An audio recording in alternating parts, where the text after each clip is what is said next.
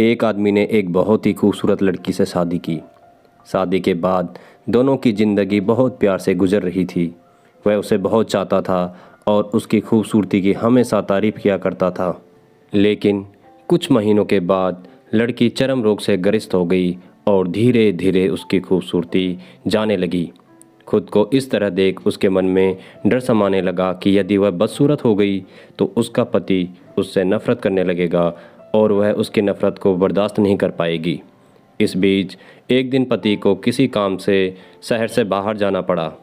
काम ख़त्म करने जब वह घर वापस लौट रहा था, उसका एक्सीडेंट हो गया। एक्सीडेंट में उसने अपनी दोनों आंखें खो दी, लेकिन इसके बावजूद भी उन दोनों की ज़िंदगी सामान्य तरीके से आगे बढ़ती रही। समय गुजरता रहा और अपने चर्म रोग के कारण लड़की ने अपनी खूबसूरती पूरी तरह गंवा दी। वह बदसूरत हो गई, लेकिन अंधे पति को इस बारे में कुछ भी पता नहीं था, इसलिए इसका उनके खुशहाल विवाहित जीवन पर कोई परवाह नहीं पड़ा। वह उसे उसी तरह प्यार करता रहा। एक दिन उस लड़की की मौत हो गई। पति अब अकेला हो गया था। वह बहुत दुखी था। वह उस शहर को छोड़कर जाना चाहता था। उसने अंतिम संस्कार की सारी क्रियाविधि पूर्ण की और शहर छोड़कर जाने लगा।